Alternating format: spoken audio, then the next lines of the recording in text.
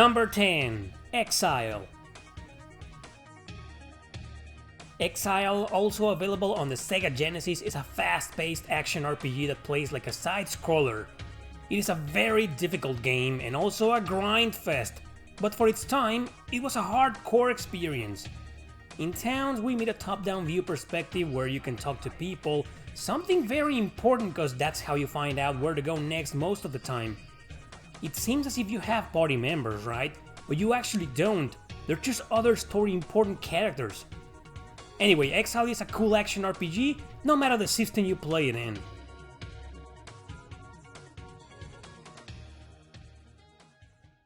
Number 9. Rolands Curse 2.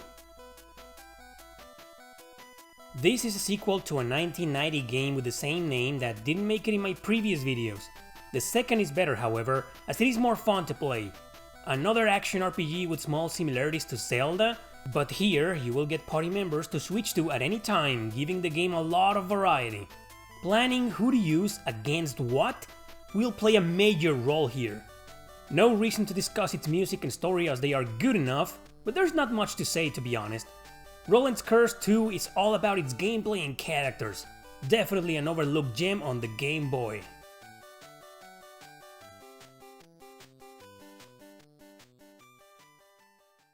Number 8. Final Fantasy Mystic Quest.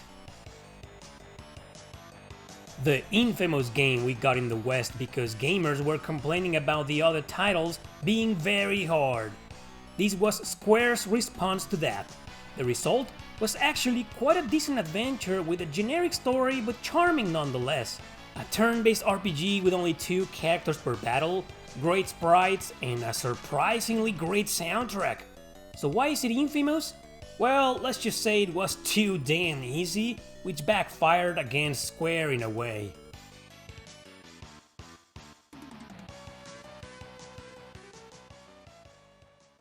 Number 7. Defenders of Oasis. More bad covers, I see. Here is a Dragon Quest clone, but very well done. It revolves around the old lore in the Middle East with strong Arabian influences. It's about an invasion from another empire while the prince of the kingdom tries to save his own. Battles are played in turns from a first-person perspective, fought with the most basic commands. Music is untouched with its Eastern rhythms, as are the sprites and the artwork. This is yet another heavily overlooked RPG exclusive to the Game Gear, which is why most people probably don't know it.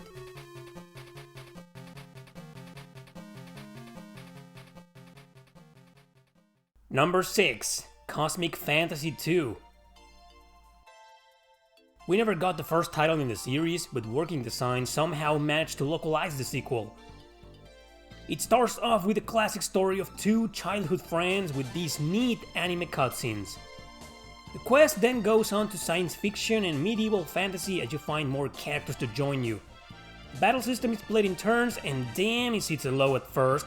The game's a grind fest and it knows it, considering the high encounter rate. A unique feature is that you keep switching to different party members for each section of the game. I like that. Anyway, Cosmic Fantasy 2, like most RPGs we've seen so far, is yet another obscure title, but definitely one of the best of 1992.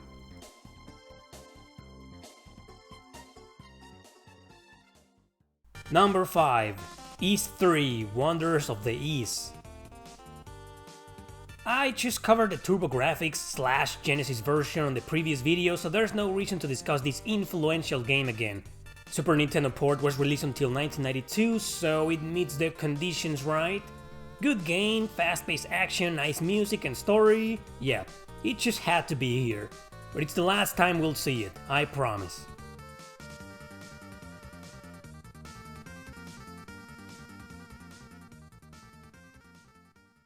Number 4. Dragon Warrior 3.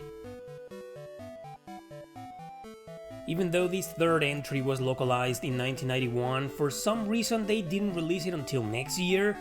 As a matter of fact, it's one of the less discussed titles in the series. Honestly though, I prefer this game over the second one, however, they're both quite challenging and somewhat cryptic.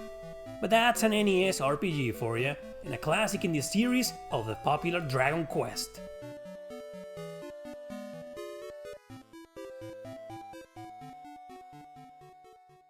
Number 3. Crystal Warriors. This extremely underrated game is possibly the very first tactical JRPG we ever got before Shining Force. Since it remained on the Game Gear, most gamers leapt on it. You follow the story of Princess Iris as she escapes from an invasion and tries to take her kingdom back. The game's pretty straightforward, with map after map and a little improvised town in between them. It's fun, it's tough, it's challenging, and it's mostly based on the elemental attributes of your characters. You can also capture monsters once you defeat them to summon them during your turns, but they cannot fight at your side like your party members do. There is perma-death here, so you better watch out. Crystal Warriors for its time is an excellent game, criminally overlooked and one of the best of 1992.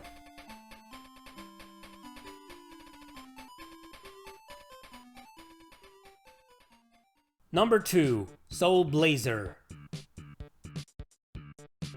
This one marks the start of a Quintet trilogy, as named by its fans. It is an action RPG, top-down view with great controls and awesome pacing. Good music too, that really stands out in some areas. Unique game which goal is to save villagers so they can rebuild the towns and help you on your quest. It's full of puzzles and all types of different areas, so you never get bored by its repetitive nature. Definitely an underrated game, a hidden gem, just like many we've seen so far in this video.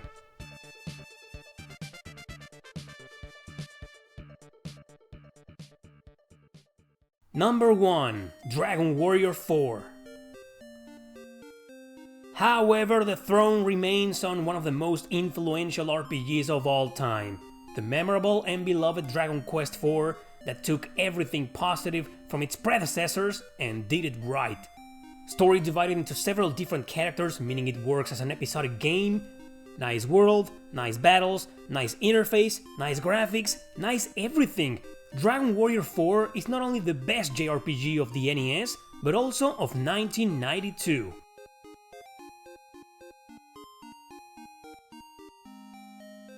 Well, that was interesting. Lots of hidden gems, huh? You know, many of the big ones were actually released in this year, but they were localized until the next one. Which means I'll see you in 1993.